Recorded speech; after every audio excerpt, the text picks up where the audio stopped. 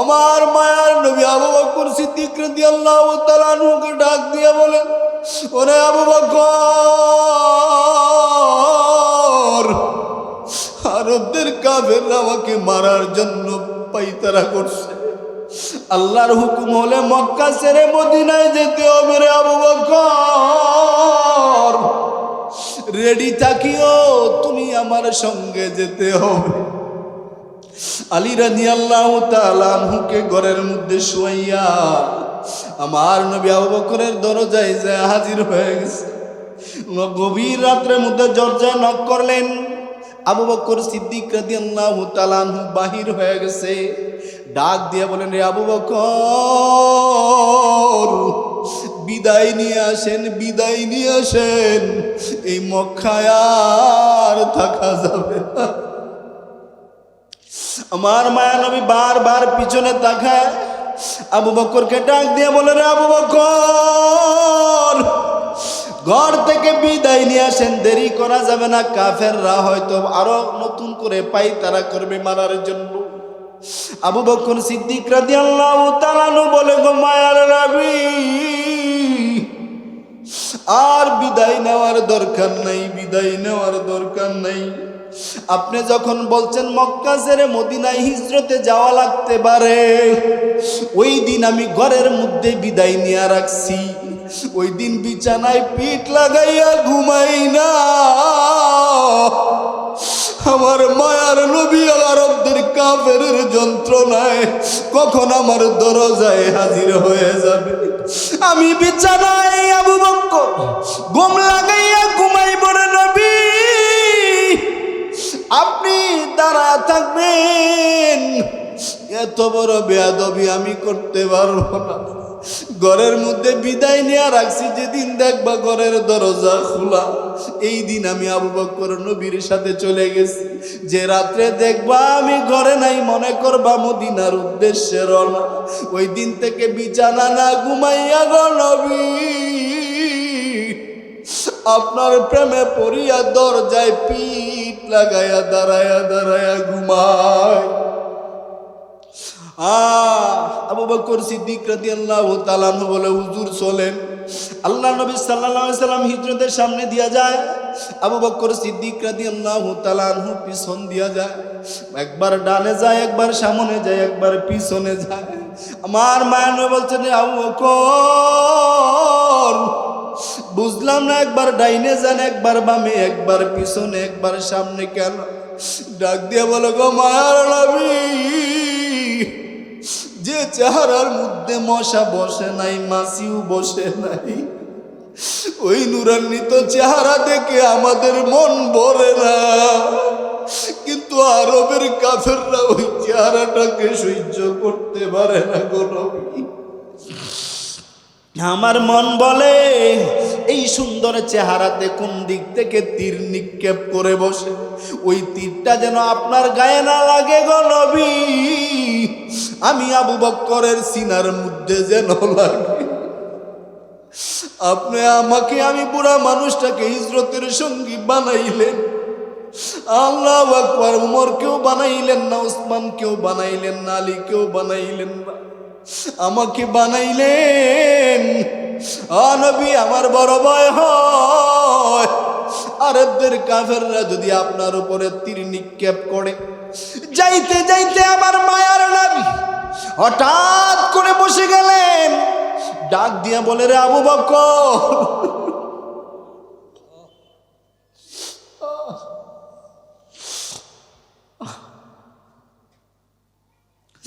পাথরের মধ্যে আমার পা লেগে পা ফেটে গেছে, হাঁটতে পারি না।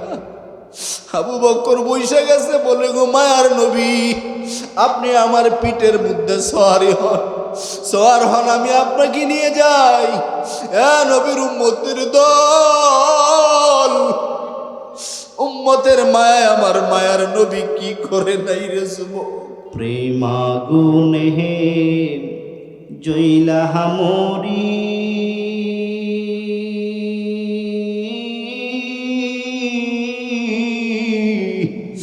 ঘুমাসে না রাতে,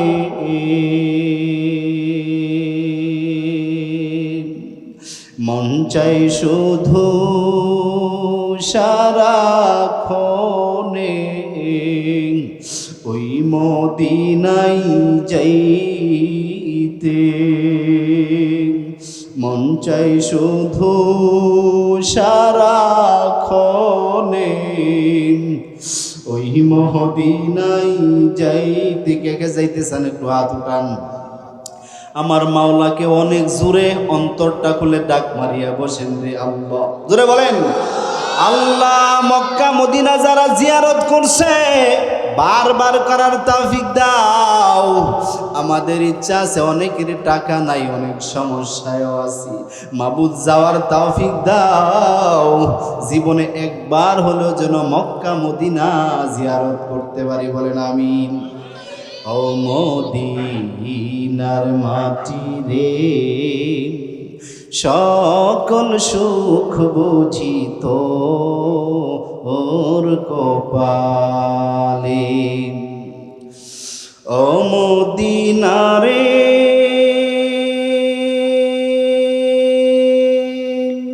তোর বুকে আমার নাবি, যার লাগি পাগল সবই, যার তরে হইল সৃজন ত্রিভুবন। আসমান বানাইছে কে? জমিন কে বানাইছে? পানির উপরে জমিন বাসায় রাখছে কে? আপনার আমার ফলমূল কে দান করছে? সুস্থতার নিয়ামত কে দান করছে? আহারে আমার হায়াতের জিন্দেগি কে দান করছে? এই রব সম্পর্কে আমাদের একটু জানার দরকার আছে না নাই? আল্লাহ রাব্বুল আলামিন সূরাতুল মুলকের মধ্যে বলেন, তাবারক, আমি আল্লাহ অতি উচ্চ সম্মানিত মহান, বলেন সুবহানাল্লাহ। বিয়াদিহিল মুলক, আমি আল্লাহ সারা জাহানের বাদশা, বলেন সুবহানাল্লাহ। এমন কোন জায়গা বাদ নাই, আকাশ জমিন কুল কায়নাত যেখানে যাইবা ওই জায়গার বাদশাকে। ওহু আলা কুল্লি শাইইন কাদির, আল্লাহ বলে সমস্ত ক্ষমতার মালিক আমি আল্লাহ, বলেন সুবহানাল্লাহ। আমার মাওলার পাকড়াও বড় কঠিন পাকড়াও, ঠিক কিনা? এর জন্য আমার মাওলার পাকড়াও থেকে বাঁচতে গেলে যখন নিয়ামত পাবো, নিয়ামতের শুকরিয়া আদায় করতে হবে। এর জন্য অনুরোধ করে বলবো, আজকের এই মাহফিলে কিন্তু আপনাদের আমাকে কিন্তু দাওয়াত ছিল না, কারণ কালকে ছিল কিশোরগঞ্জ, আবার আগামীকাল তারাকান্দা, মানে এইভাবে পার্ট বাই পার্ট চলতে থাকবে 7 তারিখ 14 তারিখ পর্যন্ত। কিন্তু এই ডেটটা এদিক সেদিক হওয়ার কারণে হজরতে যোগাযোগ করছে, আমি বলছি ঠিক আছে ইনশাল্লাহ, আল্লাহ কবুল করে বলিস। আমি ধন্য যে আপনাদের সামনে আসতে পারছি, আমি শুকরিয়া আদায় করছি, আলহামদুলিল্লাহ। এর জন্যই আল্লাহ রাব্বুল আলামিন বলে সমস্ত ক্ষমতার মালিক আমি আল্লাহর, এমন কোনো জায়গা বাদ নাই যে আমার ক্ষমতা চলে না। আল্লাহ রাব্বুল আলামিন বলে, শাত আল্লাযী খালাকা সাবআ সামাওয়াতিন তিবাকা, আল্লাহ রাব্বুল আলামিন 7 তবক আসমান জমিনকে পৃথক পৃথক করে বানায় রাখছে। অনেক বড় আলোচনা, অনেক মজবুত, অতিশয় মজবুত করে এক একটা আসমান আল্লাহ তৈরি করছে আল্লাহর শক্তি দিয়া, ঠিক কিনা? তাহলে আমার মাওলার শক্তি, মাওলা কত বড় আর মাওলার শক্তি তত বড়, ঠিক কিনা? এর জন্য আজকে আলোচনা ছিল আমি চিন্তা ভাবনা করছিলাম এক দিক দিয়ে আলোচনা করব, কিন্তু এই যে বাচ্চা যে আলোচনাটা করছে, ছোট বাচ্চা বিশ্বনবী সাল্লাল্লাহু আলাইহি সাল্লামকে নিয়ে যে আলোচনা করছে, আমার আলোচনা এদিকে ঘুরে গেছে। কারণ আমার নবী কি সাধারণ নবী? আমার নবী হলো নবীদের নবী, ঠিক কিনা? এই নবীর উম্মতরা আজকে যারা মাহফিলে সুযোগ পাইয়াও আসে না, বা ইচ্ছা করিয়া দুনিয়াকে লাত্তি মারিয়া আসে না, ওদের জন্যই তো আমার মায়ার নবী তায়েফের ময়দানে মায়ের খেয়েছে, ঠিক কিনা? ওদের জন্যই তো কাফেরদের যন্ত্রণায় মক্কা ছেড়ে মদিনায় হিজরত করতে হয়েছে। ওদের জন্যই তো জীবনে 63টা যুদ্ধের নেতৃত্ব দেওয়া লাগছে। ওদের জন্যই তো আল্লাহর বাড়ি মেরাজে গিয়ে থাকে নাই, উম্মতি উম্মতি বলে চলে আসছে। ওদের জন্য এখনো মদিনায় শুয়ে উম্মতি উম্মতি বলে কান্দে। আহ, কি উম্মত! আমরা নবীর উম্মত দাবি করি, আহ, এত সহজ? আল্লাহ রাব্বুল আলামিন বলেন, ওয়ামা আরসালনাকা ইল্লা রাহমাতাল লিল আলামিন, হে নবী, আমি আপনাকে গোটা দুনিয়ার জন্য, জগৎবাসীর জন্য রহমত স্বরূপ প্রেরণ করেছি, বলেন আল্লাহু আকবার। আরে নবীর উম্মতের দল, আমার নবীকে আল্লাহ রাব্বুল আলামিন দুনিয়ায় পাঠাইয়া রহমত স্বরূপ প্রেরণ করেছে, বলেন আল্লাহু আকবার। আমার নবী যেমন দামি, আমরা আমার নবীর উম্মত হইয়াও সমস্ত নবীর উম্মতের চেয়ে দামি। দামির কাজ তো করা লাগবে, ঠিক কিনা? আল্লাহ বলে আমার নবীকে আকাশের জন্য রহমত স্বরূপ আমি আল্লাহ প্রেরণ করলাম, জমিনের জন্য রহমত, কুল কায়নাতের জন্য রহমত, হায়ন জানোয়ারের জন্য আমার নবী রহমত। ঠিক কিনা? ইহুদি খ্রিস্টান বেঈমান যারা আল্লাহকে আল্লাহ বলে ডাকে না, আল্লাহকে শিখিয়ে আল্লাহু আকবার স্বীকৃতি দেয় না, স্বীকার করে না, তাদের জন্য আমার নবী রহমত। ঠিক কিনা? ওই রহমতের প্রেমে পড়িয়া আজকে কোনো না কোনোভাবে মুসলমানের ঘরে জন্ম নিতে পারছি। ঠিক কিনা? আমার নবীকে নবী হিসাবে পাঠাইয়া রহমত ঘোষণা করে দিয়েছে, নবী আপনাকে রহমত স্বরূপ প্রেরণ করেছি। অন্য আয়াতের মধ্যে আল্লাহ বলেন ইন্নাকা লাআলা খুলুকিন আযীম। আমার নবীকে আল্লাহ কি করছে? খুলুকে আজিম দান করেছে। খুলুকে আজিম অন্য কোন নবীর বেলায় এই কথা বলে নাই। ইন্নাকা লাআলা খুলুকিন আযীম, এটা আমার নবীর বেলায়। আমার নবী এক হাদিসের মধ্যে বলেন উত্তম চরিত্র দানের জন্য আল্লাহ রাব্বুল আলামিন আমাকে নবী হিসাবে প্রেরণ করেছেন। তাহলে এই নবীর উম্মত আমরা, আমাদের আদর্শ কেমন হওয়ার দরকার, আমাদের কাজ কেমন হওয়ার দরকার? আমার নবী যেমন দামি, কুলুকে আজিম নবীকে দান করেছে, উম্মতের আখলাক তো এইরকমই হওয়া দরকার। ঠিক না? আল্লাহ রাব্বুল আলামিন বলেন আমার নবীকে দুনিয়ার জমিনে প্রেরণ করেছি সবচেয়ে দামি বানাইয়া। যত নবী রসুল দুনিয়ার জমিনে আমি আল্লাহ প্রেরণ করেছি সবচাইতে দামি বানাইয়া আমি নবীরে পাঠাইলাম। এবং শুধু তাই নয়, ঘোষণা করে দিলাম নবী আপনি যেমন দামি, আপনার উম্মত আমি আল্লাহর কাছে তেমন দামি। শুধু তাই নয়, আল্লাহর নবী সাল্লাল্লাহু আলাইহি সাল্লাম সাহাবায়ে কেরামদের সামনে বসে রইলেন। আল্লাহর নবী সাল্লাল্লাহু আলাইহি সাল্লামকে সাহাবায়ে কেরাম কথা বলছে। আল্লাহর নবী বলেন সাহাবীরা রে, এই যে উহুদ পাহাড়টা দেখছো? বলে দেখছি। বলো তোমরা কি জানো আমার উম্মতের একটা নেকির দাম কত? কয়টা নেকি? জোরে আমার কথা কি বুঝতে সমস্যা হচ্ছে? পিছনে সমস্যা হচ্ছে?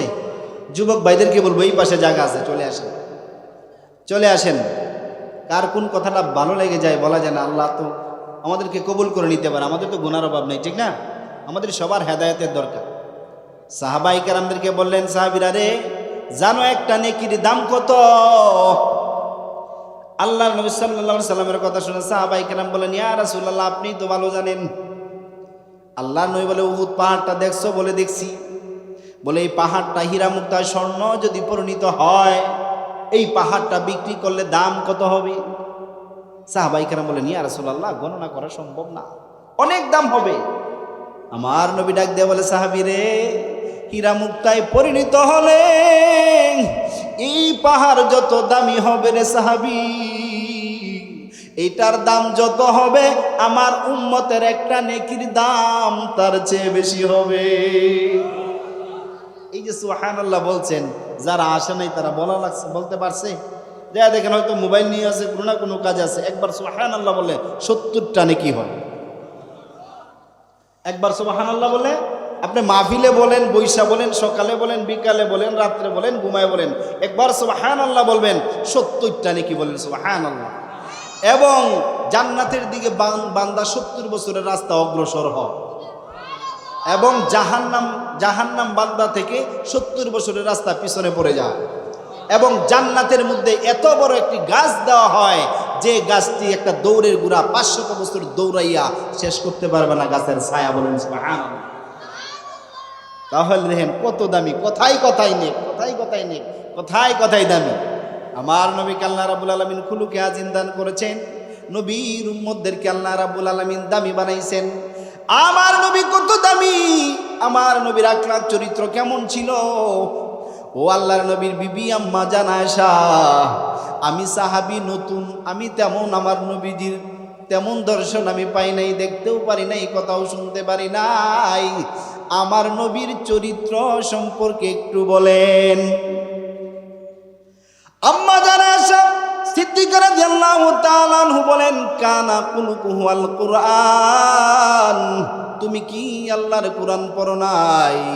তোমার নবীর জীবনী, আমার স্বামীর জীবনী, মুহাম্মাদের জীবনী, আল্লাহর দোস্ত আল্লাহর বন্ধুর জীবনী, হুবাহুব 30 পারা কোরআন। 30 পারা কোরআনের আলোচনা করে শেষ করা যাবে?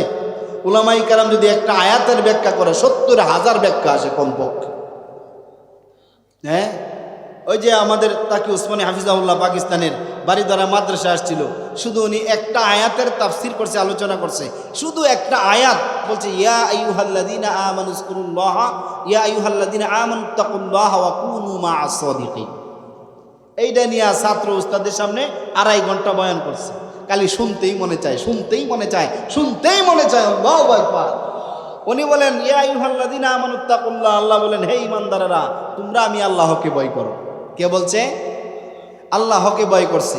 যারা মুরাকাবা করেন, মুশাহাদা করেন, যারা কোরআন পড়েন, কোরআনের মধ্যে আল্লাহ বলেন, ফাআইনামা তুওয়াল্লু ফাসাম্মা ওয়াজহুল্লাহ আলাম তাআলাম বিআন্নাল্লাহা ইয়ারা।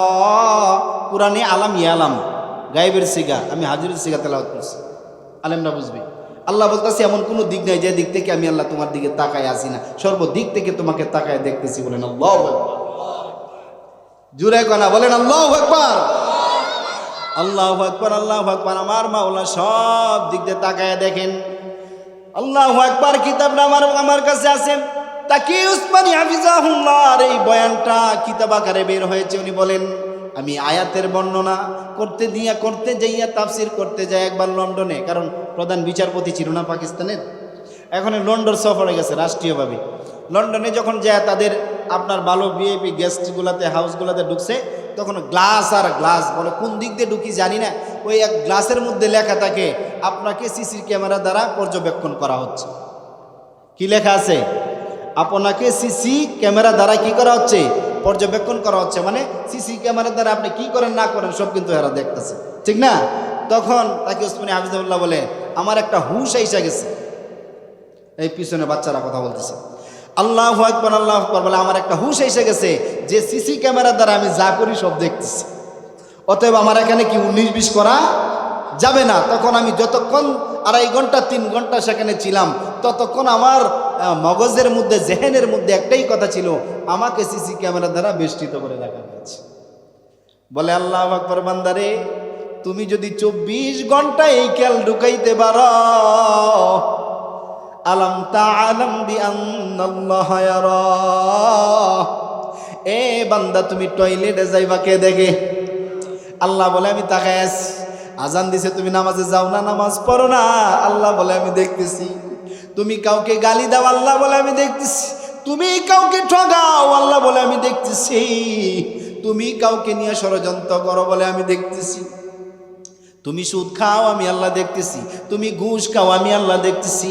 তুমি আলেমদের সাথে বেয়াদবি করো, আমি আল্লাহ দেখতেছি। তুমি মা বাবার সাথে বেয়াদবি করো, আমি আল্লাহ দেখতেছি, ঠিক কিনা?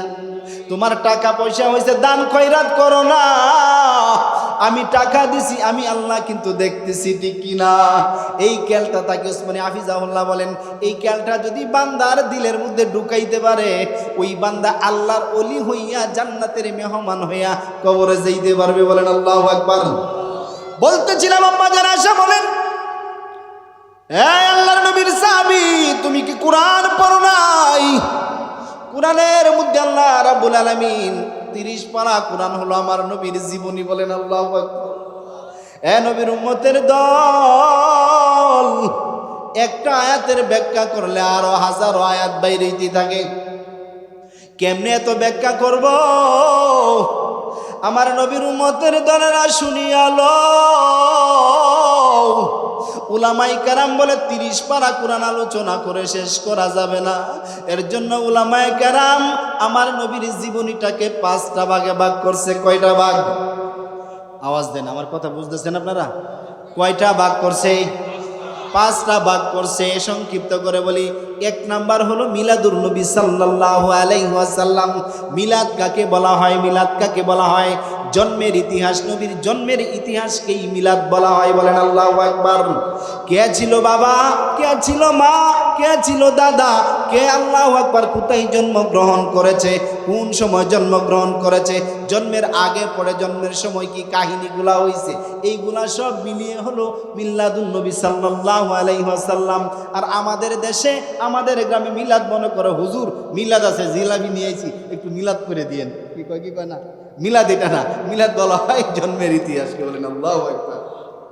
1 নাম্বার। 2 নাম্বার হলো সিরাতুন নবী সাল্লাল্লাহু আলাইহি সাল্লাম।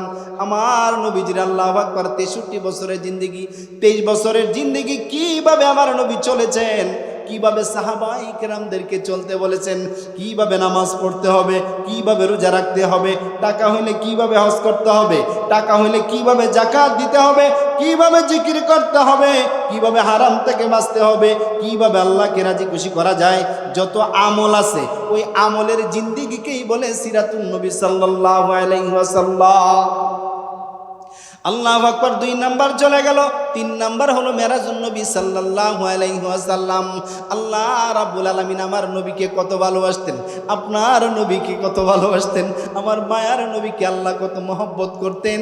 আল্লাহ রাব্বুল আলামিন সরাসরি আরশে আজিমে নিয়ে গেছে। বলেন আল্লাহু আকবার। এইটাকে বলা হয় মেরাজুন নবী সাল্লাল্লাহু আলাইহি সাল্লাম। 4 নাম্বার হলো আল্লাহু আকবার হিজরাতুন নবী সাল্লাল্লাহু আলাইহি সাল্লাম। আমার মায়ার নবী আরবদের কাফেরদের যন্ত্রণায় থাকতে পারে না। ওরা নবীর উম্মতের দল, যে নবীর প্রেমে পড়িয়া তুমি দাড়ি রাখতে পারো না রে যুবক, যে আল্লাহু আকবার নবীর প্রেমে পড়িয়া মাহফিলে আসতে পারো না, এই মায়ার নবী তোমার আমার মায়ায় জন্মভূমি মক্কাতে থাকতে পারে না। আরবরা দাও দাঁড়ায়, বডি দাঁড়ায়, লাঠি নিয়া বাহির হয়, তীর নিয়া বাহির হয়, মুহাম্মদকে মারবে, দুনিয়ার জমিন থেকে বিদায় দিয়ে আমার নবী সহ্য করতে পারে না রে যুবক। আমার মায়ার নবী আবু বকর সিদ্দিক রাদিয়াল্লাহু তাআলা আনহুকে ডাক দিয়ে বলেন, ওরে আবু বকর, আরবদের কাফেররা আমাকে মারার জন্য পাইতারা করছে, আল্লাহর হুকুম হলে মক্কা ছেড়ে মদিনায় যেতে হবে রে আবু বকর, রেডি থাকিও, তুমি আমার সঙ্গে যেতে হবে।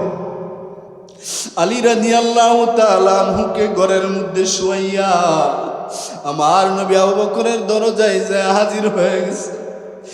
গভীর রাত্রের মধ্যে দরজায় নক করলেন। আবু বকর সিদ্দিক রাদিয়াল্লাহু তাআলা আনহু বাহির হয়ে গেছে। ডাক দিয়ে বলেন, রে আবু বকর,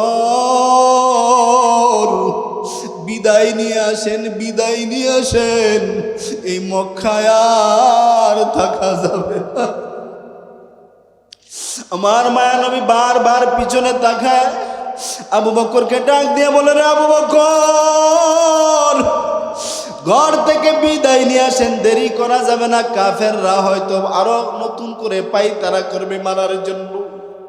আবু বকর সিদ্দিক রাদিয়াল্লাহু তাআলা বলে, গো মায়ার নবী, আর বিদায় নেওয়ার দরকার নাই, বিদায় নেওয়ার দরকার নাই। আপনি যখন বলছেন মক্কা ছেড়ে মদিনায় হিজরতে যাওয়া লাগতে পারে, ওই দিন আমি ঘরের মধ্যে বিদায় নিয়ে রাখছি, ওই দিন বিছানায় পিঠ লাগাইয়া ঘুমাই না। আমার মায়ার নবী আরবদের কাফেরের যন্ত্রণায় কখন আমার দরজায় হাজির হয়ে যাবে, আমি বিছানায় আবু বকর ঘুম লাগাইয়া ঘুমাই বড় নবী, আপনি দাঁড়ায় থাকবেন, এত বড় বেয়াদবি আমি করতে পারবো না। ঘরের মধ্যে বিদায় নিয়ে রাখছি, যেদিন দেখবা ঘরের দরজা খোলা, এই দিন আমি আবু বকর নবীর সাথে চলে গেছি। যে রাত্রে দেখবা আমি ঘরে নাই, মনে করবা মদিনার উদ্দেশ্যে রওনা, ওই দিন থেকে বিছানা না ঘুমাইয়া গো নবী, আপনার প্রেমে পড়িয়া দরজায় পিঠ লাগাইয়া দাঁড়ায়া দাঁড়ায়া ঘুমায়। আবু বকর সিদ্দিক রাদিয়াল্লাহু তাআলা আনহু বলে, হুজুর চলেন। আল্লাহ নবী সাল্লাল্লাহু আলাইহি সাল্লাম হিজরতের সামনে দিয়া যায়, আবু বকর সিদ্দিক রাদিয়াল্লাহু তাআলা আনহু পিছন দিয়া যায়, একবার ডানে যায়, একবার সামনে যায়, একবার পিছনে যায়।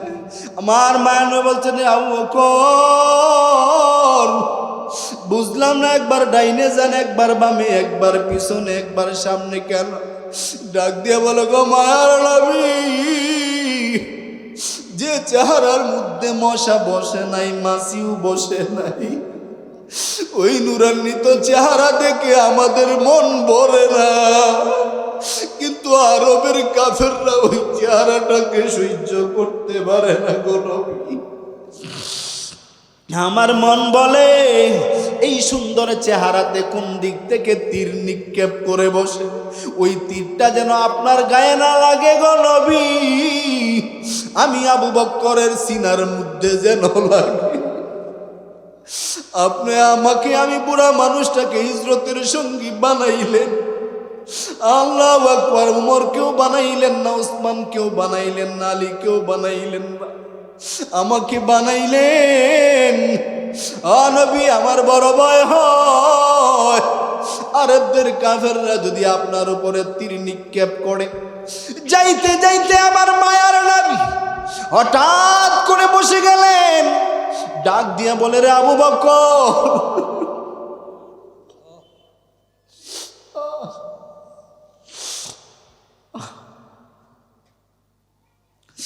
পাথরের মধ্যে আমার পা লেগে পা ফেটে গেছে, হাঁটতে পারি না। আবু বকর বইসা গেছে, বলে, গো মায়ার নবী, আপনি আমার পিঠের মধ্যে সওয়ারি হন, সওয়ার হন, আমি আপনাকে নিয়ে যাই। নবীর উম্মতের দল, উম্মতের মায়া, আমার মায়ার নবী কি করে নাই রে যুবক। আবু বকর আল্লাহু আকবার বসে গেলেন, নবী গাড়ির মধ্যে ধরে উঠছে। আবু বকর যায় শত শত মাইল, এই পাহাড় পাড়ি দেয়, আমার নবীকে আর হাঁটতে দেয় না। পাহাড়ের মধ্যে যায় আমার মায়া নবী বিশ্রামে নিবেন। গুহার মধ্যে যায় আবু বকর বসলেন। আবু বকর সিদ্দিক রাদিয়াল্লাহু তাআলা আনহুর উরুর মধ্যে আমার মায়ার নবী শুয়ে গেলেন। শুয়ে আল্লাহু আকবার ঘুমায় গেছে। ঘুমানোর পরে আল্লাহু আকবার, গর্তের মধ্যে সাপ ছিল, বারবার আল্লাহু আকবার, সাপ শুধু দেখতে চায়। আবু বকর সিদ্দিক রাদিয়াল্লাহু তাআলা আনহু মনে করলেন এখানে বিষাক্ত কোনো প্রাণী আছে, সাপও থাকতে পারে। আমার মায়ার নবীকে সুবুল মারবে, এটা হয় না। জামা কাপড় সব চিরিয়া চিরিয়া গর্তগুলা বন্ধ করে দেয়। লাস্টে দিয়া যখন জামা কাপড় শেষ হয়ে গেছে, আরেকটা গর্ত করছে। ওই গর্তের মধ্যে আবু বকর সিদ্দিক রাদিয়াল্লাহু তাআলা আনহু আমার নবীকে কেমন ভালোবাসতেন রে যুবক। আল্লাহু আকবার। সাপের সুবুল থেকে বাঁচাইতে যাইয়া পা দিয়া ধরছে। সাপ যখন মানুষের গ্রানের রক্তের গ্রান পাইলেন, সঙ্গে সঙ্গে আবু বকর সিদ্দিক রাদিয়াল্লাহু তাআলা আনহুর পায়ের মধ্যে সুবুল মারিয়া বসছে। সুবুল মারার সঙ্গে সঙ্গে রে যুবক, আবু বকর সিদ্দিক রাদিয়াল্লাহু তাআলা আনহুর শরীর কালো হয়ে যাইতে লাগছে। বিষ দ্রুত কিন্তু সাপের বিষ মানুষের দেহে পৌঁছায়। এইভাবে যখন পৌঁছাইতে শুরু করলেন, আবু বকর সিদ্দিক রাদিয়াল্লাহু তাআলা আনহুর চোখ দিয়া পানি বাহির হইয়া আমার মায়ার নবী সাল্লাল্লাহু আলাইহি সাল্লামের গাল মুবারকের মধ্যে পড়ে গেছে। আমার নবীর ঘুম ভেঙে গেছে রে যুবক। উঠিয়া দেখে আবু বকর কান্দে। আবু বকরের মুখটাও মলিন হয়ে গেছে, কালো কালো হয়ে গেছে। ডাক দিয়ে বলে, আবু বকর, আপনি কান্দেন? আল্লাহু আকবার। আবু বকর কথা কয় না, তাকে দেখে সাপ ধরে আছে। আমার নবী বুঝতে বাকি নাই, সঙ্গে সঙ্গে মুখ থেকে লালা মুবারক আইনা আবু বকরের ক্ষতস্থানে লাগাই দিলেন। সঙ্গে সঙ্গে সাপের বিষ পানি হয়ে গেছে। এইটা ছিল আমার নবীর অনেক বড় একটা মুজিজা। সিদ্দিক রাদিয়াল্লাহু তাআলা আনহু কেন কাঁদলেন? সাপের বিষের কারণে কিন্তু কাঁদেন নাই রে যুবক। আমার নবীর মহব্বতে পইড়া আবু বকর সিদ্দিক রাদিয়াল্লাহু তাআলা আনহু আমার মায়ার নবীকে প্রাণ ভরে কখনো দেখতে পারে নাই। যখন মায়ার নবী শুয়ে রইলেন, আমার মায়ার নবীকে দেন ধরে প্রাণ ভরে তাকায় তাকায় দেখছে। আর যখন আল্লাহু আকবার আমার নবীর চেহারা দেখছে, আনন্দে আনন্দে চোখ দিয়া পানি চলে আসছে। এইটা ছিল আল্লাহু আকবার হিজরতের আরো ঘটনা। এইটা হলো 4 নাম্বার নবীর জীবনী। হিজরতের ঘটনা আরো অনেক লম্বা, কিন্তু আবু বকর সিদ্দিক রাদিয়াল্লাহু তাআলা আনহু এই যে কষ্ট করছে আমার মায়ার নবীর সহবত লাভ করে মক্কা ছেড়ে মদিনায় গেছে। আপনি জানেন কত আমল করছে। আমলটা বর্ণনা দিতে যাই, আল্লাহর নবী সাল্লাল্লাহু আলাইহি সাল্লাম একদিন আম্মা জান আয়েশা সিদ্দিকা রাদিয়াল্লাহু তাআলা আনহাকে নিয়ে চাঁদনি রাতে পাড়ি বিছাইয়া আমার মায়ার নবী শুয়ে রইলেন। আম্মা জান আয়েশা সিদ্দিকা রাদিয়াল্লাহু তাআলা আনহা বলে, ও আল্লাহর নবী, আকাশে অনেক তারকা, ঠিক না? আল্লাহ নবী বলে, হয় আয়েশা, অনেক তারকা, অনেক তারকা। আল্লাহ নবী বলেন, আয়েশা তুমি কি আকাশের তারকা কত গুনতে পারবা? আয়েশা বলেন, ও আল্লাহর নবী, আমাকে সময় দেন, আমি গুইনা গুইনা কইতে পারবো। বলেন আল্লাহু আকবার। তখন আম্মা জান আয়েশা সিদ্দিকার বয়স ছিল কম, হয়তো 10-11 বছর এরকম। তখন গণতেছে আম্মা জান আয়েশা সিদ্দিকা রাদিয়াল্লাহু তাআলা 1 2 3 4 5 6 7 8 9 10 করে গনে, আর এক দিক দিয়ে গনে, অন্য দিক দিয়ে শেষ হয়ে। আকাশের তারকা কেউ গনতে পারছেন কোনোদিন? কেউ গইনা দেখছেন? গনবেন এক দিক দিয়ে, কিন্তু আরেক দিক দিয়ে কি হয়ে যায়? শেষ হয়ে যায়। এইভাবে আল্লাহ গনতেছে। এক পর্যায়ে বলে, আল্লাহ নবী, পারি না, পারুন না, গনতে পারি না, একদিক দিয়ে গনি, অন্য দিক দিয়ে শেষ হয়ে যায়। তখন বলতেছে, আয়েশা, আকাশের তারকা কখনোই গোনা সম্ভব না, কারণ এটা অসংখ্য অগণিত। বলেন না আল্লাহু আকবার। তখন তৎক্ষণাৎ আম্মা জান আয়েশা সিদ্দিকা রাদিয়াল্লাহু তাআলা আনহা বলেন, হুজুর, আকাশের তারকা গোনা সম্ভব না বলে না, অসংখ্য অগণিত বলে, হ, আকাশের তারকার সমতুল্য নেকি কেউ অর্জন করছে? কি প্রশ্ন করছে? নেকি কেউ অর্জন করছে? আল্লাহ নবী সাল্লাল্লাহু আলাইহি ওয়াসাল্লাম বলেন, আয়েশা করছে। তখন আম্মা জান আয়েশা বলেন, আল্লাহ রাসূল বলেন, কে করছে? সঙ্গে সঙ্গে আমার নবী বলেন, হযরতে উমরে ফারুক রাদিয়াল্লাহু তাআলা। কে করছে? আকাশের তারকার সমতুল্য নেকি অর্জন করছে কে? উমরে ফারুক রাদিয়াল্লাহু তাআলা। সঙ্গে সঙ্গে আল্লাহর নবী তাকায় দেখেন, রে যুবক, আম্মা জান আয়েশা সিদ্দিকা রাদিয়াল্লাহু তাআলা আনহার চেহারাটা মলিন হয়ে গেছে। আল্লাহর নবী ডাক দিয়ে বলেন, আয়েশা রে, বুঝতে পারছি কেন তোমার মুখটা বেজার, মনটা বেজার। আমার শ্বশুর আবু বকর, তোমার বাবা আবু বকরের কথা বলি নাই, উমরের কথা বলছি। তুমি রাগ করছো ঠিক কিনা? এ আয়েশা, জানো তোমার বাবা আমার শ্বশুর আবু বকরের কথা বলি নাই, রাগ করছো, রাগ করিও না। এই আকাশের তারকার সমতুল্য নেকি অর্জন করছে হযরতে উমর, আর তোমার আব্বা আমার শ্বশুর আবু বকরের এক রাত্রের আমল নেকি হলো আকাশের তারকার চেয়ে বেশি। বলেন সুবহানাল্লাহ। এইটা কোন সময়? এইটা হলো হিজরতের ঘটনার সময়। বলেন আল্লাহু আকবার। এই 4 নম্বরে ছিল আল্লাহু আকবার হিজরতের ঘটনা। 5 নম্বর হলো গজওয়াতুন নবী সাল্লাল্লাহু আলাইহি ওয়াসাল্লাম। আমার নবী জীবদ্দশায় 63টা যুদ্ধের মধ্যে অংশগ্রহণ করেছে। কয়টা? 63টা যুদ্ধে অংশগ্রহণ করেছে। 27টা যুদ্ধের কমান্ডার ছিল, সশরীরে নিজে নেতৃত্ব দিয়েছে। বলেন আল্লাহু আকবার। ওরে নবীর উম্মতের দল, এখন যদি উলামায়ে কেরাম জিহাদের কথা কয়, জিহাদের ডাক দেয়, বলে জঙ্গি। বলে কি? জঙ্গি। তোমরা সব কিছু কাজুররা করবে, উলামায়ে কেরাম বললেই কয় জঙ্গি। আহা, কি বুঝ! আল্লাহ আমাদের সবাইকে বুঝদান করুক। বলেন আমিন।